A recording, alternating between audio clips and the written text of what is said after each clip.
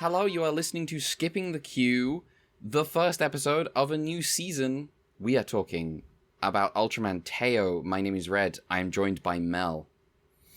I think this show makes a good argument for there being a real rhetorical difference between calling something dog shit and calling something horse shit. That's true. It does do that. Also joined by Brad. Now that's how you do a mascot character.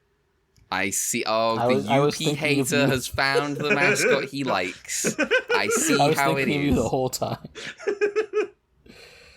I'm gonna say. Don't look behind the curtain. There's definitely not a mascot character there. I gotta tell you, the second episode's bit with how the cast discover the mascot character was very good. I was a big fan. The one where they're like sharing a blanket is like a mood. I don't know what it's a mood for, but it's a mood. Yeah. So we watched the first 2 episodes of Ultraman Teo. So to preface, you may be listening for the first time, we have a main show called Ultra Q where we, in theory, watch the Ultra series like in order. But we were like, well, if Tsuburaya keeps making Ultraman, which they might not. This year is up in the air. It's up in the air. If Tsuburaya keeps making Ultraman, they're gonna get further away from us. So we'll just watch the new Ultraman as well. And we started with Blazer, and it seemed sensible because like Blazer was a new timeline. They weren't fucking around with references and stuff. Yeah, they decided to keep doing that. So Yeah, it was very conveniently timed. It's also convenient that they're still doing this for the 60th anniversary show, which they're very much part of the marketing of the show, even though it's also like very much a standalone show, which is nice. Yeah. They're presumably dumping all the legacy stuff over on the Ultraman Zero movie that we will not be watching until 2030. I think it's bold of Tsuburaya Productions to actually end their series on an anniversary show. Like Gundam should have all those years ago with Turn A. I'm a big fan of this step. They've ensured this. It's part of their creative vision, and they've ensured this by making it awful to work there.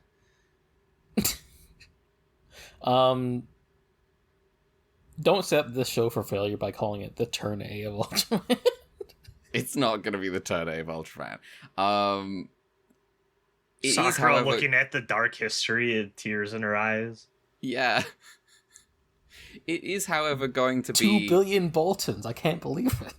2 billion Boltons. It is, however, going to be maybe a decent Ultraman. We've been a robot got of his before. wife? That's crazy. Yeah.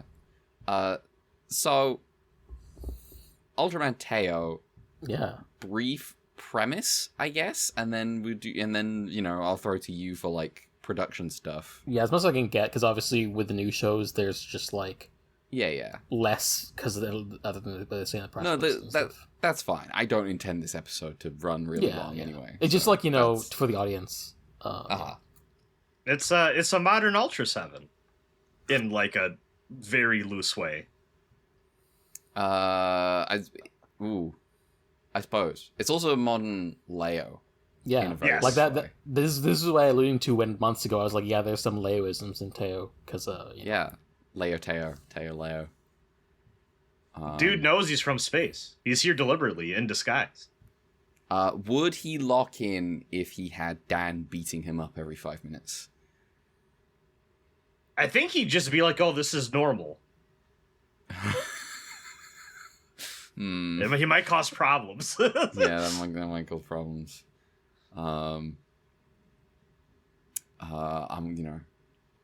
Anyway. The guy got a first Ultraman to maybe be a baby duck. Yeah. As premise, we get to see a planet get fucking blown up, and we get to see Ultraman Teo runs away, doesn't try to fully like Superman, fully Goku, just flees to Earth, and then starts going to like, college, university. To be a vet. To be a vet. But he doesn't know anything about Earth. So Hijinks ensue. And then, he's got to be Ultraman when kaiju start arriving on Earth. And is he up to it? Probably. But that's the premise. Yeah, we'll get to that when you summarize stuff after. Oh, I don't know that I'm gonna summarize real. I'm just gonna be like. I mean, you don't write summaries specifically, you, but you do give a broad overview of what happens. Yeah. No. I mean, I feel like that's primarily it. Is like we get dude's an alien, pretend to be a veterinary student. Kaiju shows up. We get a little bit of character, brief characterization for some of the ragtag crew that we're going to establish more in the second episode, including a guy who is extremely normal and is like, if you wanted to make friends, this ain't the school to join up with. And I'm like, that sounds more like a you issue, buddy. I thought it was really funny. He did that, and then immediately the woman who's in charge of the astronomy club immediately says, "No, he's just really unfriendly. Don't worry about him."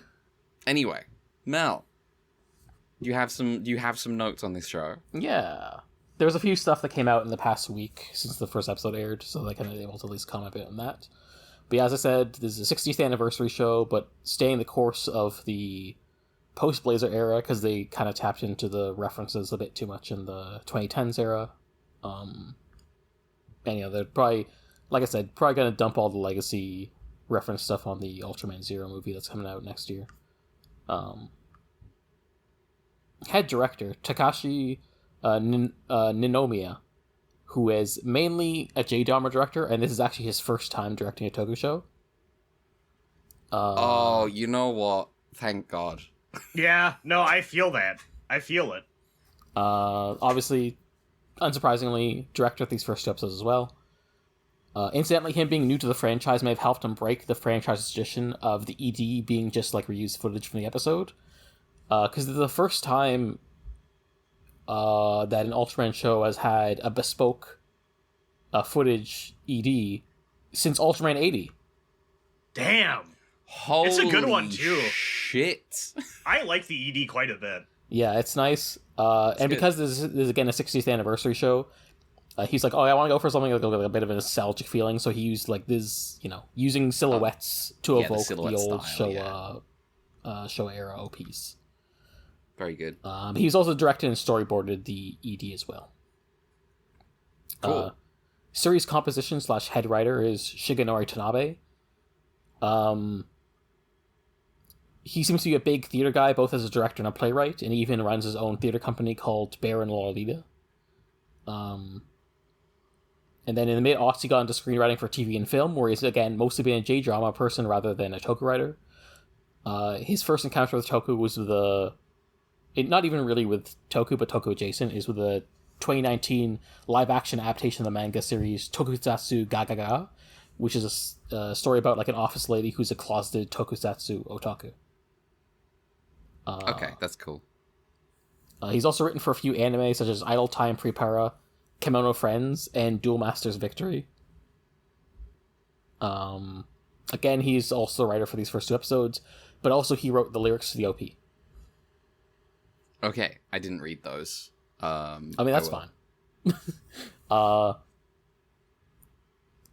forget if we had this in the previous seasons, but there's a lead special effects director for this season, Takanori Tsuchimoto, who is a name we know from previous scripting cues.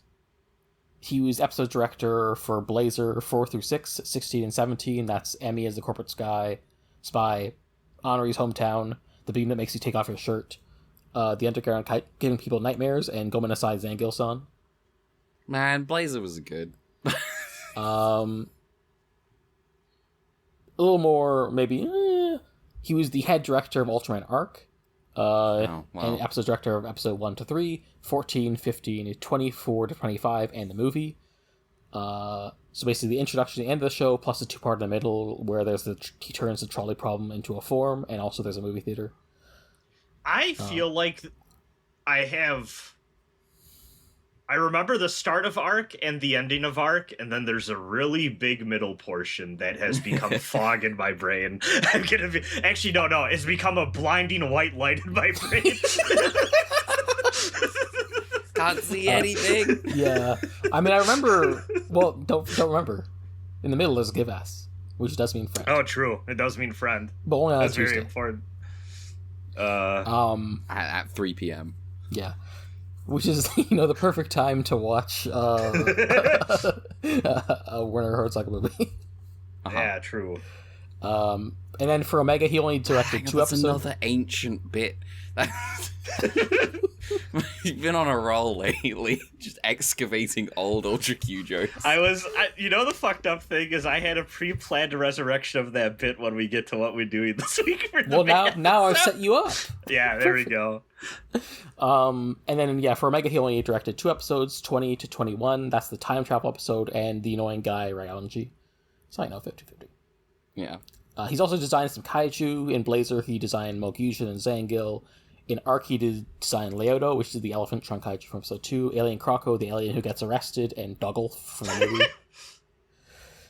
And then Omega, he designed Chronosaurus and the missile ship from the future. And of course, once again, he is special effects director for these 2 episodes. Since Naomiya was new to the world of toku production, Tsuchimoto basically worked with him a lot during production, so he could basically learn the ropes, sort of adjust, here's how we do things in toku versus J-dramas. Different pipeline. Obviously overlap still, but in interviews done in the past week, both Naomiya and Tsuchimoto have expressed some of the creative decisions for the show as being an effort to synthesize drama and special effects.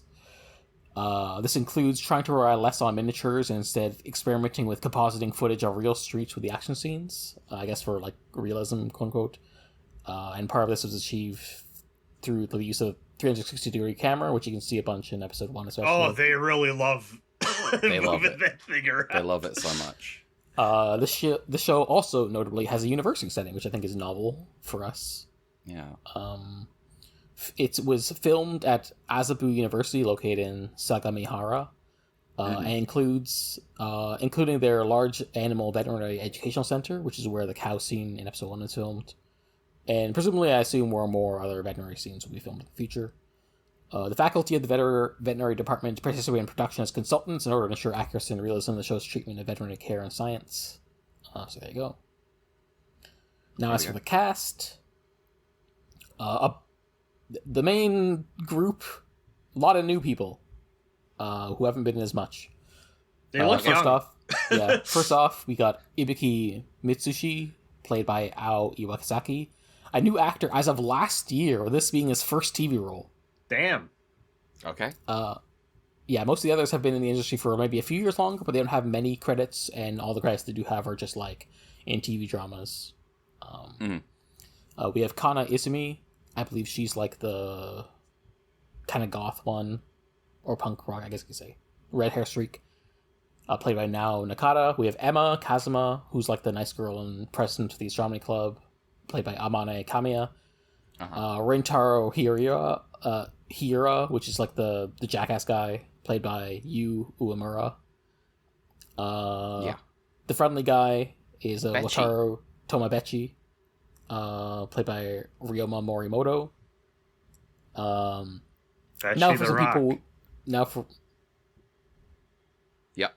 He's in a band. He plays guitar.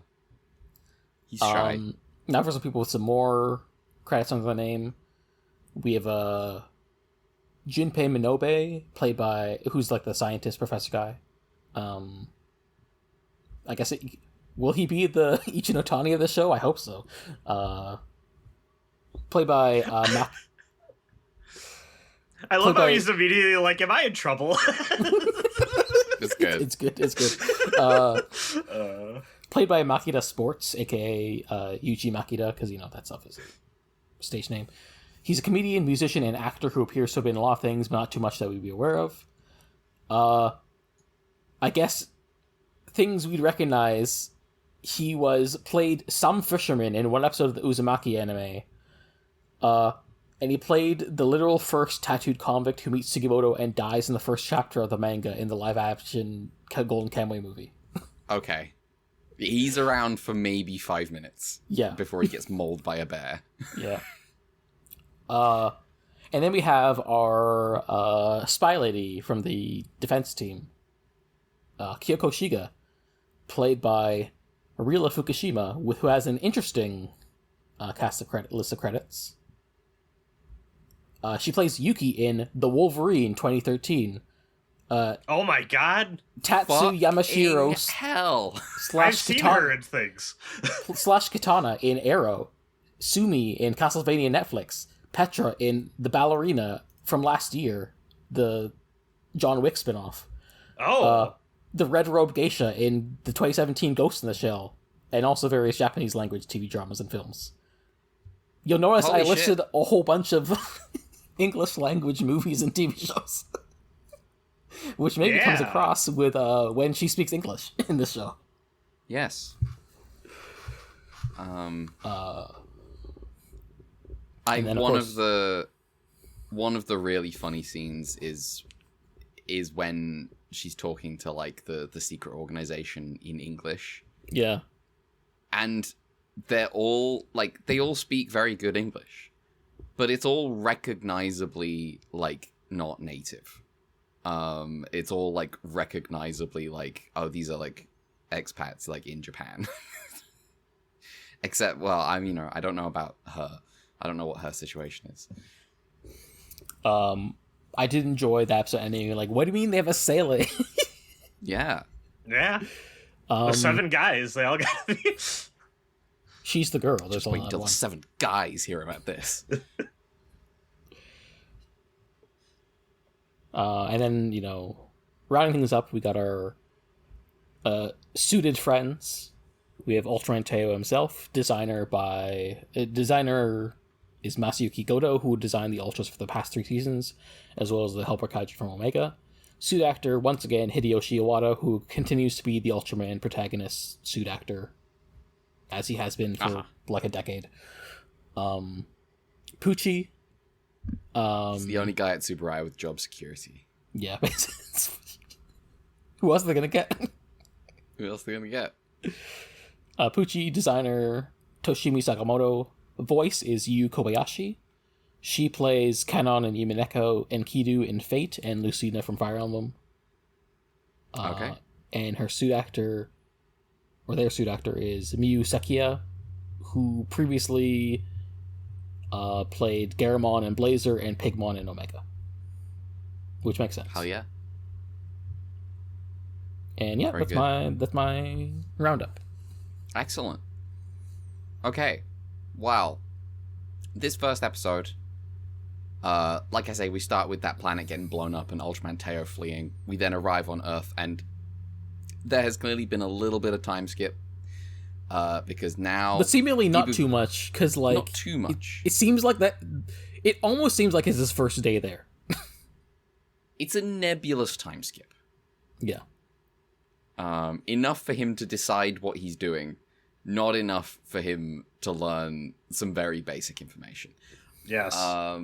Such as, he sees a kid out with his dog, and he's like, "Oh, your dog seems like maybe stressed about something. Maybe I'm training to be a vet. Maybe I can help." And the kid's like, the dog wants to shit." Oh, I see. And then the kid picks up the shit with a bag, because that's what you do. And he's like, "I'm gonna take this home. That's how you do things." And Ibuki is like, "Wow, that's crazy." I'm also like, that's crazy. I don't know that's how they do it in Japan. In Britain, there are like bins around where you can put that. Yeah.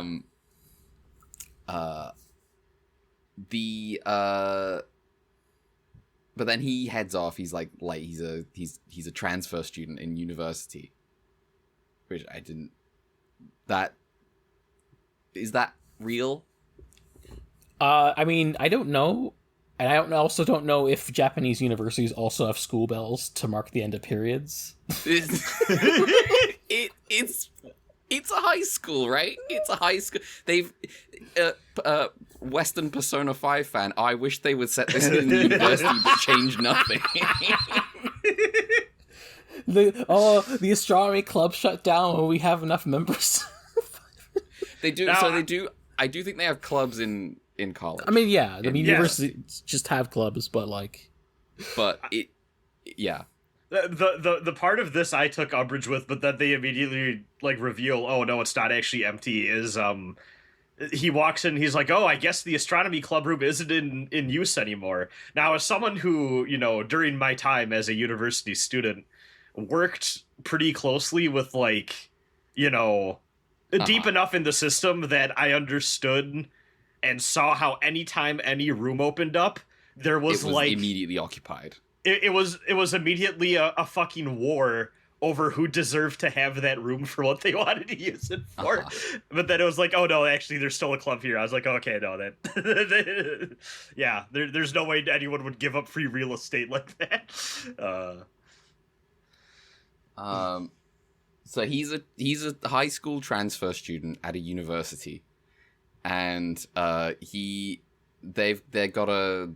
learning about the cow. They're learning about cows right now. And he volunteers to like look at the cow shits. And he's like, okay, let me get a plastic bag and pick it up to take home. And everyone looks at him like he's fucking insane. And he then makes a note for himself. Okay, so there are different types. you can't take all of it home. Well, I think he specifically says, let me get multiple bags so each of you can take some home too.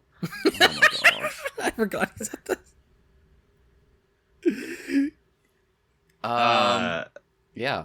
This is where I fell in love with the show. I see. Like the show, this guy's great. His performance is killing it. The humor is landing. I do think, it's hard not to compare the show a little bit to Omega. One, because it came after, but two, he is like once again doing the newcomer to Earth alien thing. We're even doing a bit of like Earth has never faced kaiju before, but also we're doing it differently. And also, crucially, this kid doesn't have amnesia, so his jokes are about him actually being a fish out of water and not just having amnesia. Yeah. Mm-hmm. I did see the first. I was like, I have to watch Teo this week as well. I was like, I'm busy. I did see Brad post. I was I quite liked Teo with the image of the football, the peanuts with the football. Yes. And I do feel that in my heart as well right now. I do feel maybe this time. I think. We like the last third of Omega. We did like the last third of Omega. It was good. I think this is maybe for what I like out of Ultraman. I think this might be the strongest of the 4 first episodes we've watched for a series, just in terms of raw establishing of like who this guy is and kind of what the show seems interested in. Oh, you didn't like the first Halo jump? No, so that's the thing, is the Halo jump was cool. I don't know if the rest of Blazer necessarily that was reflective a joke of the Halo jump, That was a joke because that was like, my obvious follow-up. Yeah. I don't think notably, the first actual episode of Blazer is the second episode where they're recruiting the team. Yeah. Which is a good episode, but also... Like how the first episode of Psychopaths is the second episode of Psychopaths. And the first episode is just like putting you through the ringer. And the first, so you know what you're dealing with. It's what you call a pilot. And the last episode of Ultraman Omega is the first episode of another Ultraman show. Yeah, Ultraman Alpha. Yeah.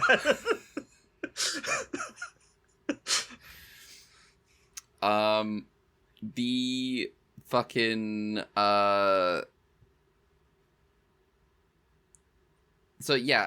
Ibuki is meeting people but not necessarily making friends. There's the guy in his class that is just like, I don't fucking you're a university, we're not here to make friends. And then immediately Emma is like, no, he's just a fucking mean bitch, don't worry about him.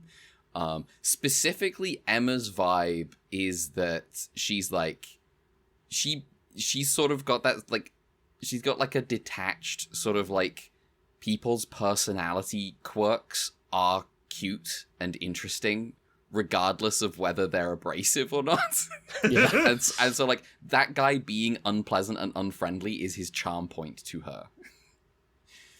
Now, to his credit, he's somehow, despite being not at university to make friends, he still joins the astronomy club.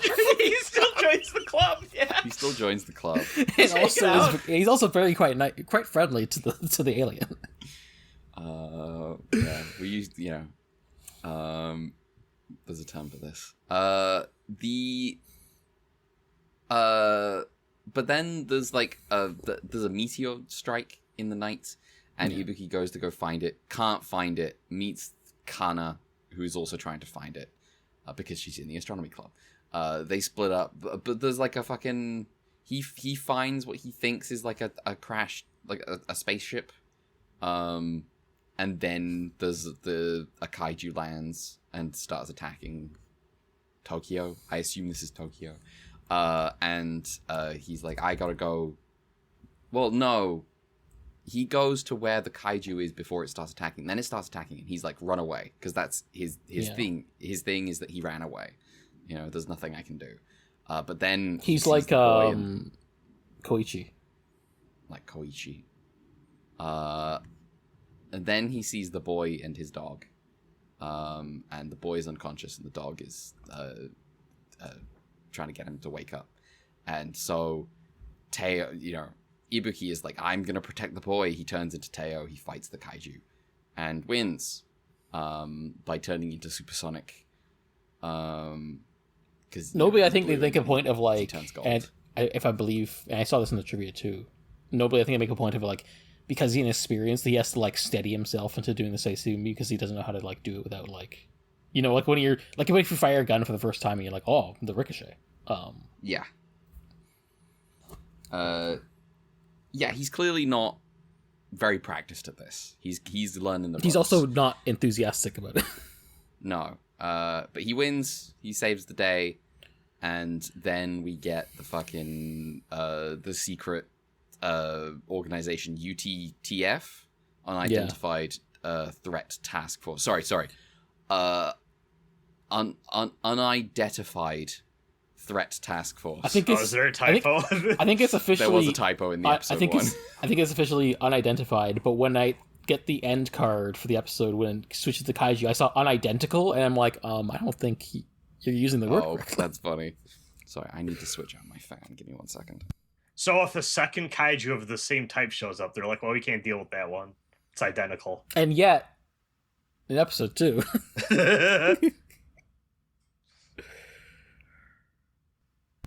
Right, I'm back.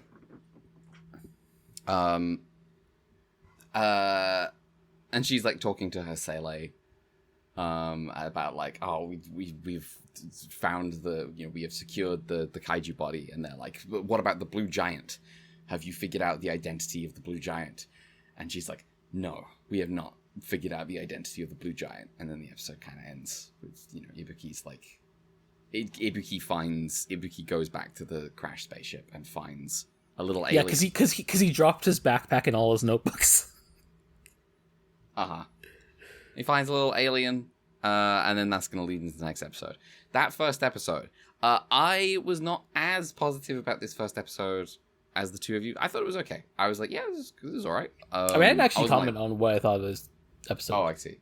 But I didn't like it. I was like, yeah, that's good. It was the second episode that really won me over. Yeah, I think that's true of me too. It's good. As well.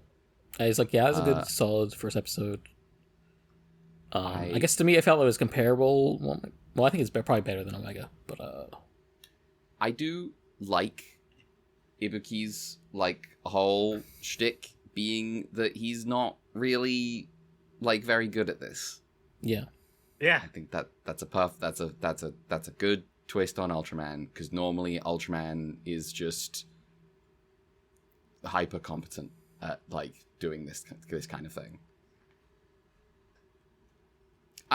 Now, this is another way that Teo is a riff on Leo, because Leo was also a guy that needed help to quote unquote help, needed torturing to become good at being Ultraman. Yeah, because he was kind of just existing on Earth peacefully because he ran away. And didn't really, like, take up the fight until Seven, quote-unquote, died, and he became a grouchy old man instead. But here he doesn't have a 7. He doesn't have a 7. But he does have a grouchy guy. Yeah. He does. What to talk about with this episode? I learning that it is a very J-drama oriented team makes a lot of sense, because there is a lot of time spent on him not feeling like he fits in, or feeling lonely. We got the good shot of him in the cafeteria when, like, some random classmate interrupts him potentially befriending Emma. And it just shows a shot of him, like, as Ultraman in the cafeteria and turns into a spotlight, which I think is fun. Yeah. It's that kind of stylistic touch that meant that the director had to flee J-drama. He was trying to do snow in summer. True. And then, Sugimori tell Ghost and Nanomiya is like, hey, maybe next time you could be the one to invent Swatch. Yeah.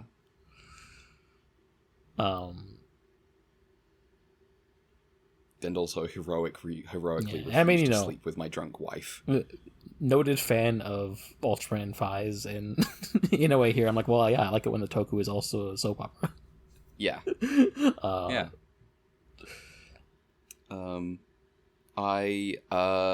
These fights.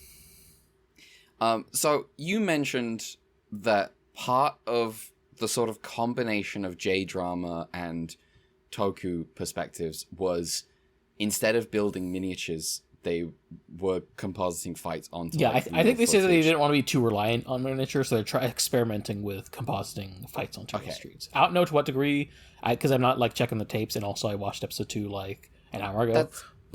I assume what they mean by that, what they're framing as a creative choice. I'm gonna be real. I think they're like, it's real expensive to build all those miniatures and then break them again. Because, like, what does that mean? What do you mean reliant on the miniatures? I don't really get what you get out of shooting a real street and then putting, like, editing a fight into it. Really? Yeah. It definitely feels like it's like a, I guess, creative choice for whatever that means. And I guess we can see, depending on how it goes, it might be, we see more miniatures in later episodes. But, Mm-hmm. The fights feel pretty sparse, I would say, in this, which I personally, I kind of prefer that approach in my toku. But I did know, I would say, like, for the people that I was curious, because I feel like for the people that come to these, like, wanting to see, like, that action angle of it, I have a feeling like the first episode of all these, like, new era shows have definitely tried to go out of their way to be, like, extravagant or weird or, make an impact in, like, a unique way. And I feel like this is maybe the most reined in of the 4 that we've seen, because it's mostly comes down to, like, not Omega. I mean, what about Arc? Because I don't actually remember the intro to Arc. Arc had, like, the big one take, right? Wasn't that what Arc's was? Mm-hmm. I think. Oh yeah, that's true. That's true. The timer at the end.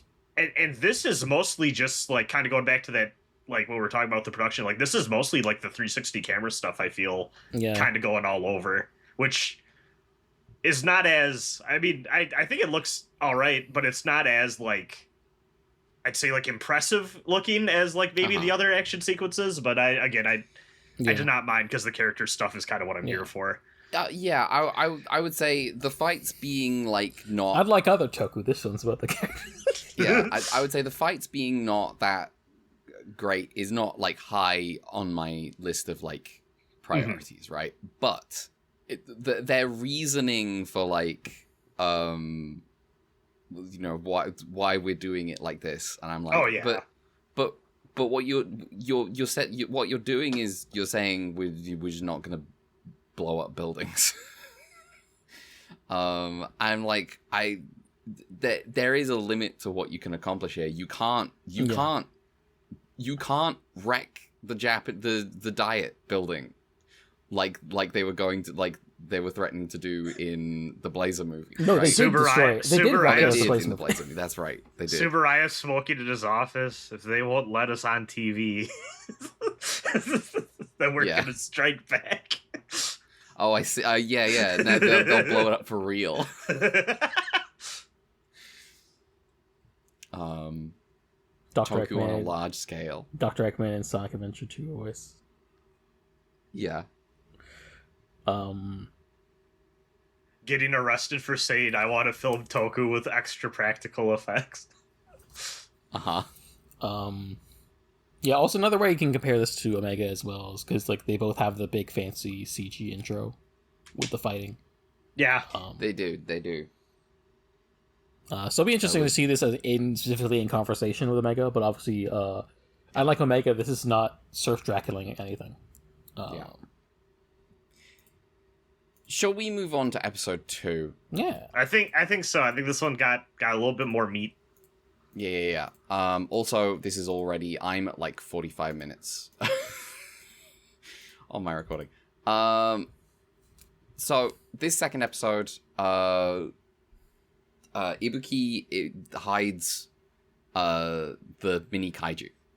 He's like, he can't communicate with it really. He's like, he tries universal space language. That doesn't work. it is funny they have a common tongue in. They have the common tongue. They have But also doesn't work in this case.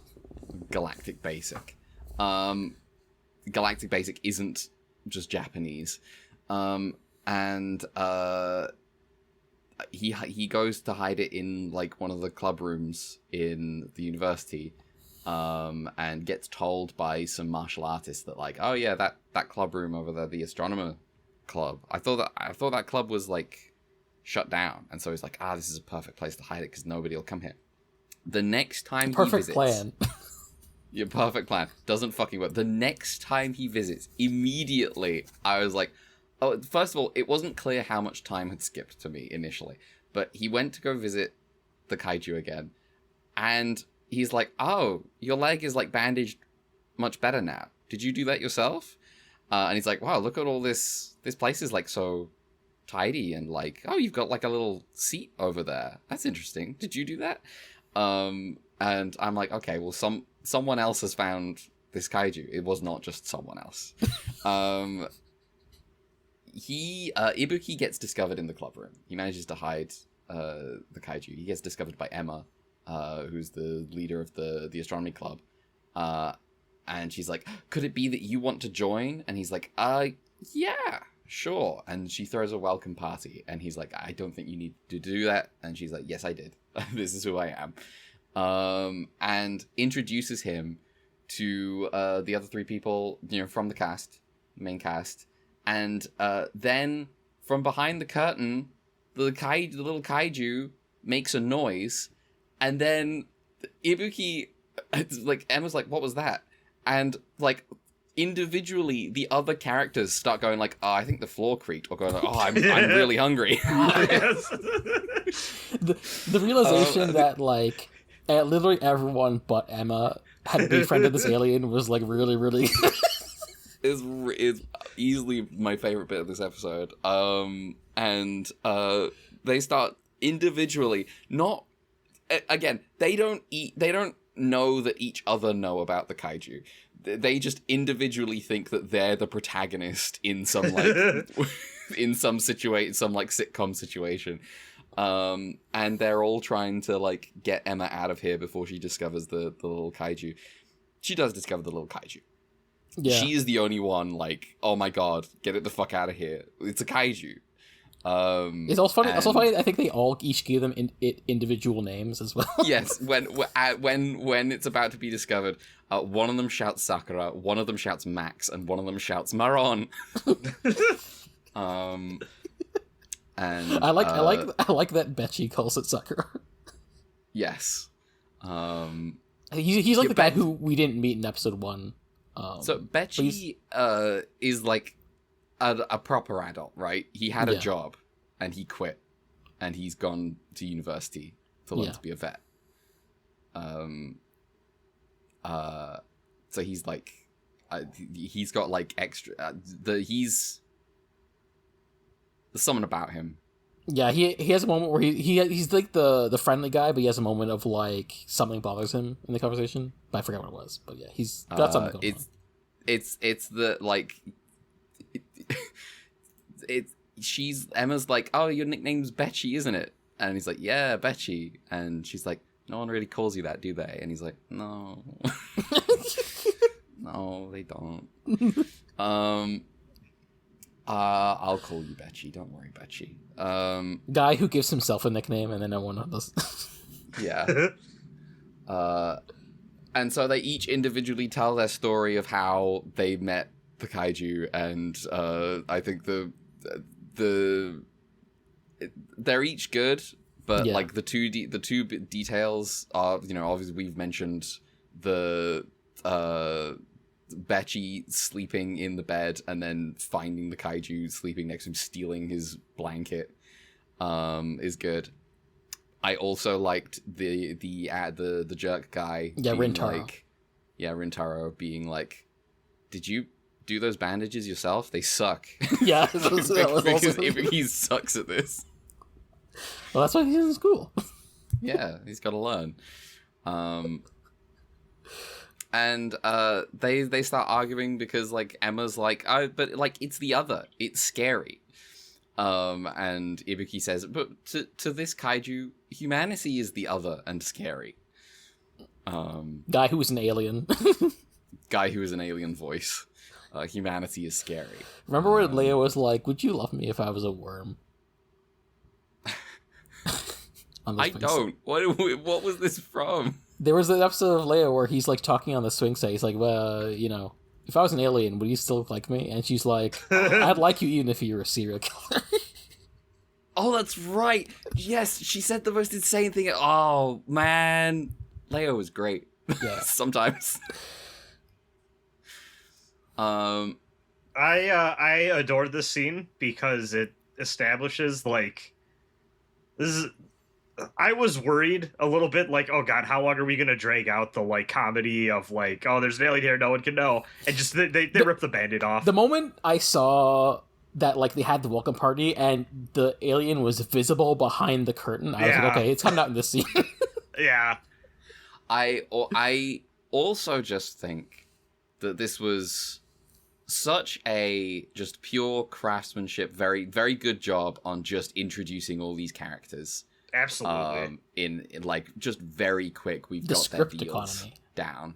Yeah, exactly. And I mean, it helps that we like met all of them but Betchy originally, but like even so, we get like more of them because like they all have very distinct personality right off the bat too.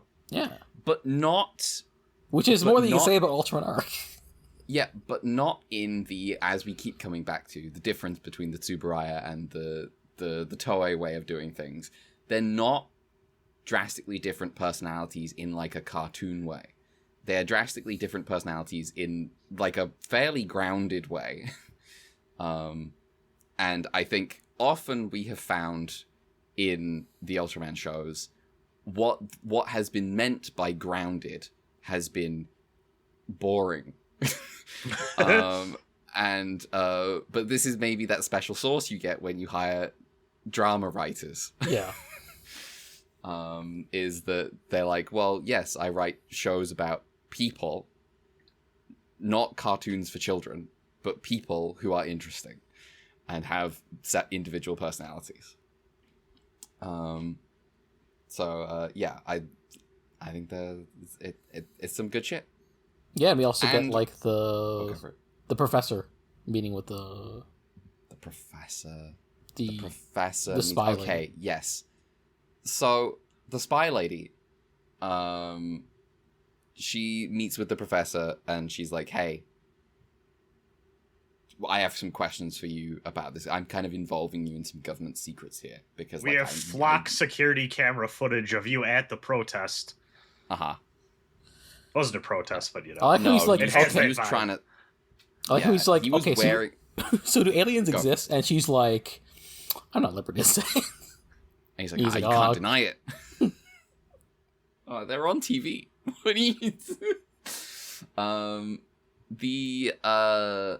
Yeah, and he's like, she wants to ask him, can a kaiju, like, self-resurrect? Because it seems like this one maybe has. Like, could it theoretically work? And he's like, if it could theoretically work, I'd be very excited and would want to go along with you anywhere. Yeah, his thing seems to be like all this kaiju stuff is like getting him like pumped up as a scientist. Yeah, it's making his dopamine gush. I'm like, okay, bro. He does seem like the type who would be willing to entertain some Ichinotani theories, even if he's like an actual scientist. Yes, we need Ichinotani science. It's a core part of the Ultra series. Did you know that like forget. these Jomon era statues might be related to aliens? They might these goggles here. They might be like a spacesuit. He also expresses enough nervousness at actually getting into trouble for something that I am wondering, what are you up to? What do you got going on with that? Well, this is why he's so ready to throw down, to just be all in. Well, he's yeah, like, he's Brad, because like, you know, why are you so nervous with the cops? You know, if you have nothing to hide, then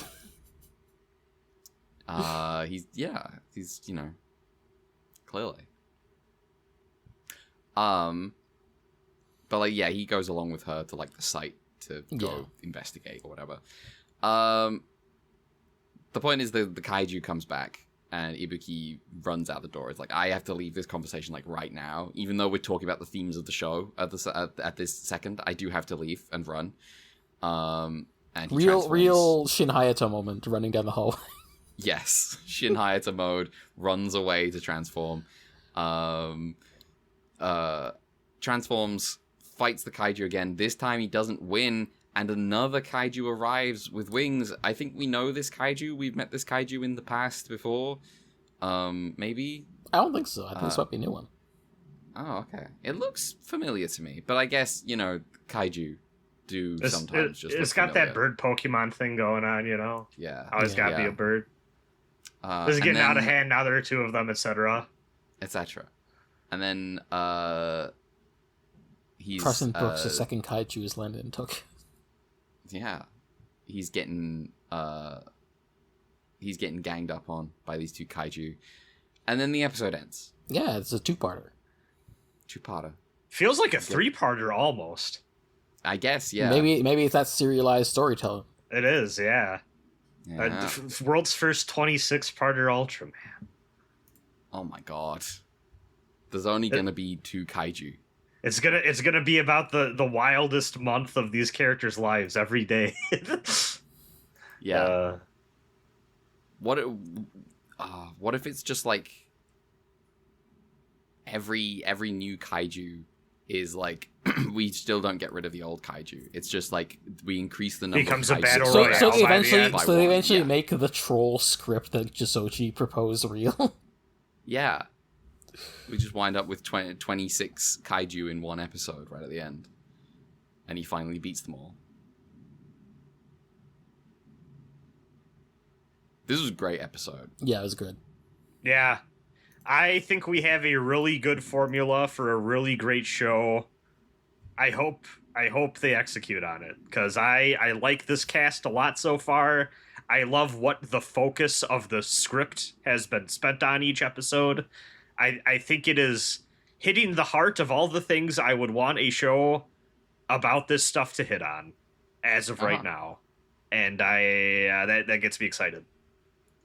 Yeah. As Mel observed, the sort of like the immediate sort of thematic stuff here about them being afraid of this little kaiju, Emma being afraid of this little kaiju, is Ibuki expressing his own sort of like anxieties about living in society, like his anxieties about other people, right? Yeah.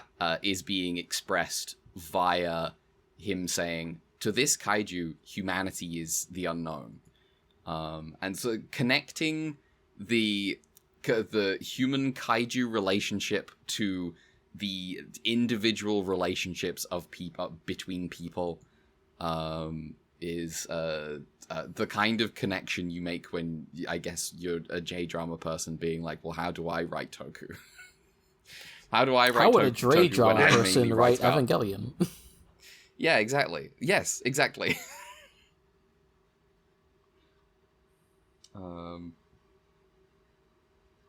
So yeah. Yeah, pretty good show. Good show so far. Do we have anything, like, we kind of talked about that episode as we went. Do we have anything to actually say? Anything else? I think I just gotta wrap this up. Yeah, that's fine. And plus, we're like, we're at an hour, so skipping the queue. Do we have any emails? Well, first I just gave like my just trivia for episode 1. Episode 2 I'll save for next time because it's two-parter. And of course, I forgot the format. Timers. Can't forget the timers. We could forget the timers. No, we can't. No, we can't. Episode 1 trivia. The name of this episode is a reference to Ultra 7 episode 13, The Man Who Came from V3. 60th anniversary show, they're gonna do this. I see. The kaiju Via Loga, designed by Tomo Hyakutake. Suit actor Shun Takahashi previously played Taganilar, Gabalga, Homgur, which is, the tiger who loves exploding in cities. Grime from episode 1, and the Crossers. It's great that we've had the mention of the two essential Ultraman arc kaiju this episode. We've had the dialectics. We've had the what's it called? Wolf something? Dogulf and the tiger that has to explode in a city mentioned. They're core, they're essential. You have to understand them to understand Ultraman. If nothing else, Arc gave us that. Yeah. The CG at the start of episode 1 was done by Studio Shirogumi, which is the same studio that worked on Godzilla -1 and also did the space battle and the intro to Omega. In the second flashback scene in the middle of the episode, that was done by a different studio called Nihon Eizo Creative, but both studios shared resources for the scenes, which, makes sense, because, look at them. Episode 2, I'll leave the kaiju info for next batch. The name of this episode is a reference to an Ultraman Max episode, Ultraman Max episode, which obviously we haven't got to yet, because that's a mid-aughts show. And just as a side note, the two main guys for the judo club are guest appearance by comedy duo Kunikio, who is like the glasses guy, and Yohei, who's the blonde guy. I mostly mentioned this because sadly Yohei passed away this past April at the age of 26, so there's a posthumous appearance by him. Ooh, yeah, that's unfortunate. Yeah, rest in peace. Yeah. Jesus. Yeah, it's sad. Yeah. Now for timers, episode 1, 4 minutes, 4 seconds. I'm not gonna bother timing the fucking him on the planet. It doesn't count. I was just like, this is getting long, and also I don't need to do this. Mm-hmm. And then episode 2 is 3 minutes, but to be continued. So we'll do the consolidated one in episode 3. And then let's check the emails. While you're doing that, I'm going to be honest, I kind of wanted the show with this attitude of, like, I kind of hope this shit fails after all the new shit came out. And I was like, oh, damn, fuck, they made a good one. Yeah. I mean, we don't know how things were production-wise on the show, or if really even, like, how successful it'll be, so, It has been pretty bad over there, so this might not be enough to save them either way. Anyway, first email from a guy called Kamen Rider. I guess Takeshi Hongo himself is emailing in. Well, it depends on if it's pre or post motorcycle accident. Yeah. Hi, Skip the Q. I've been really enjoying Teo so far as my contemporary Tsuburaya show, but it's fascinating to me that this show had its own English dub. I have watched live-action dubs before that weren't kung fu movies like Squid Game, and it's crazy to me how much it is like the Breaking Bad English anime dub parody. Have y'all checked it out at all? I had this lately with I watched a clip of the G-Witch dub when the tomato splat, the guy getting mushed. Yeah. And I the way the guard is talking to Miorine, the way Miorine is talking to her unconscious dad, I was just like, this is so you know what asshole means. Asshole. 6 or 7 weeks at most. Yeah, I haven't. I haven't watched any of the dub for Teo. I think I watched one out of curiosity. I watched one episode of Blazer dub. So they've been dubbing these for a bit. Back when Blazer started, they've been except dubbing for these Omega. in, like, multiple languages. Oh, except for Omega, really? Omega was not dubbed. For some reason, they skipped it. Right. Yeah. Why? I don't know. What is going on over there? Well, don't we know?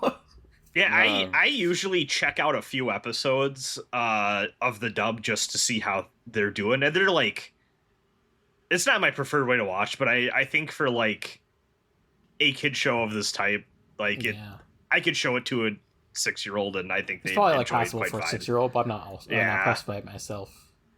I think they had for Blazer, for Gento. I think Gento was the voice of English Lelouch, right? Gento was Johnny Young Bosch. Yeah. Yeah. Excellent. AKA Nero from Devil May Cry. Yep. Uh-huh. And also Dante from Devil May Cry, unfortunately. Well, that doesn't count.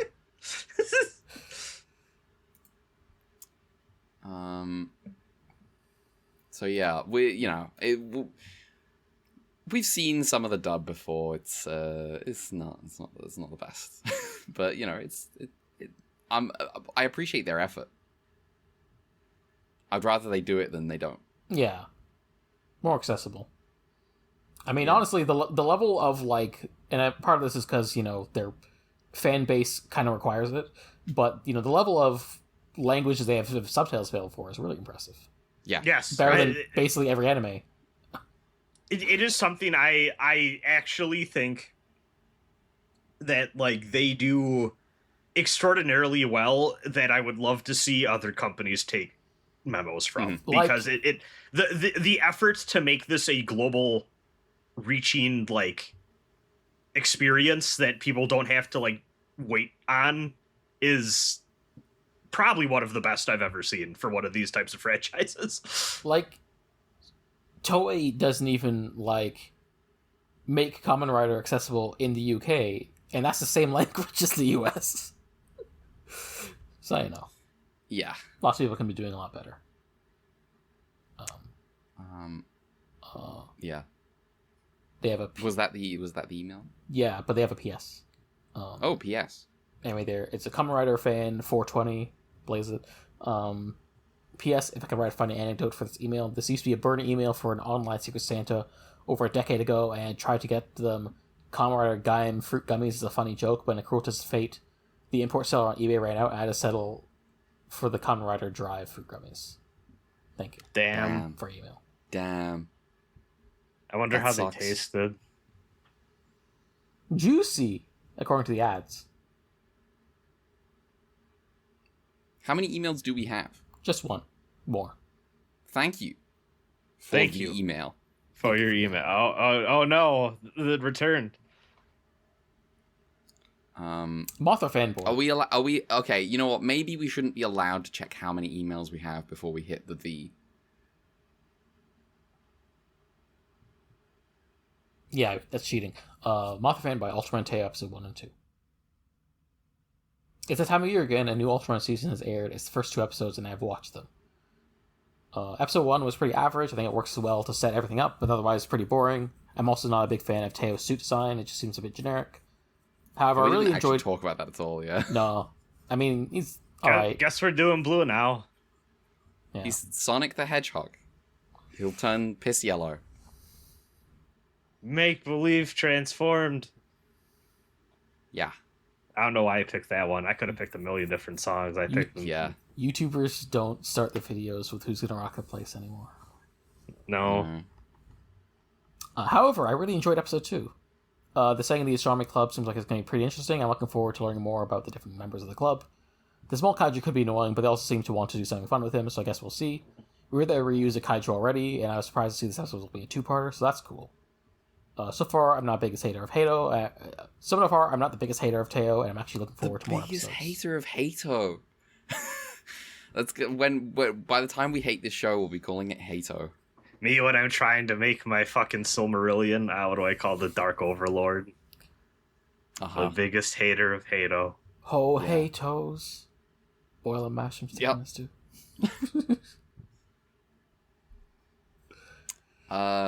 Yeah. Was that the entire email? That was the entire email. Thank you. Only just occurred to me in this moment that most of my first introduction or internet memes were Lord of the Rings stuff. Yeah. And yet you didn't know about Aragorn kicking the helmet. No, I didn't. I mean, because it was like I was introduced to stuff like this in like third grade in the computer lab, because when I was in third grade, those are the movies that were coming out in theaters and being hot at the moment. So of course that was like formative to early memes. Yeah. Back when you were on The Junk. With all your friends biking around, going to the computer lab, designing kaiju in MS Paint, falling in love with florists. Yeah, we have an entire podcast to record about that. We do. So in that note, thank you for your email. Thank you for your email. Something that Mothra Fanboy has reminded me of that we didn't talk about. I just briefly want to mention. Mothra Fanboy referred to the kaiju as him. So did Kana. I think she called him Max. But we had Betchy is like, oh, that's Sakura. And is like, oh, that's a girl kaiju, clearly. I think I missed the multiple name thing because the only one I remembered was Sakura. That's because Betchy does point it out like after the fact as well. Okay. But it was it was just an interesting thing that all these different characters perceived the kaiju slightly differently, in terms of like how appropriate the name is. What gender is this kaiju? Is this a boy or a girl monster? It was interesting. It's like if Kirby showed up. Yeah, it's like if Kirby. Some people are really committed to. Oh, Kirby's obviously a girl. Oh. Which he is not. That's a weird thing to be committed to. Just because Kirby is pink. Yeah. I don't know how convinced they are. They just seem like, maybe they just assumed it and didn't bother to update their opinion because they don't actually play Kirby much. I definitely ran into this when I was like a child of the era, where people just kind of like were like, "Oh yeah, Kirby's a girl." They even tell you in the same theme song, he is the star of the show, and that's the name you should know. That's gonna be skipping the queue this week. He's got Maxim Pink. You better get it with a money back guarantee. Don't make me put this theme song as the outro. For fuck's sake. That's gonna be skipping the queue. Our next skipping the queue is not for a bit because it'll be like next month or some month and a half because it's like we'll be covering days of summer. Yeah, it'll be episode fucking the next 5 basically. Well, I say we'll warn you. We'll warn you if you listen to our other show. Go listen to our other show. Yeah, Gridman's a time. Inventing a person who only listens to the side podcast but not the main one. Yeah. Like every time I'm like trying to do plugs on QT time, I'm like, is anyone listening to this who doesn't listen to StQ? I don't actually know if that's the person. I can imagine you got some people that are excited to hear someone go through Code Geass for the first time and wants to hear about it. Yeah. Perhaps. It's possible. You can never guess for you can never know for sure. And like for the last season, you might have got someone that's like, I fucking love turtle kaiju, but all those dinosaurs, get them out of here.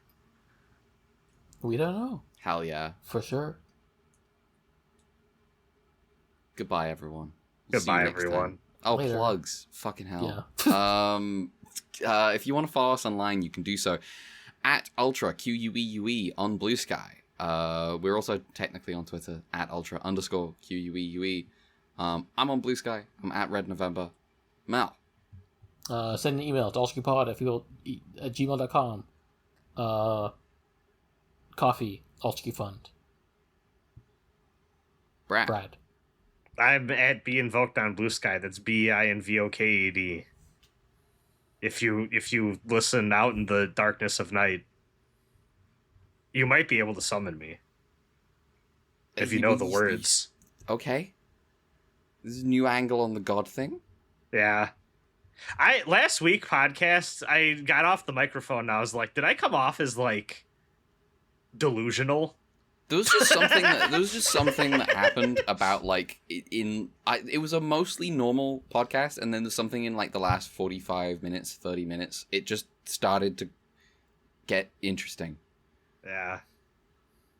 Anyway, goodbye for now. We'll see you next time. Later. Goodbye.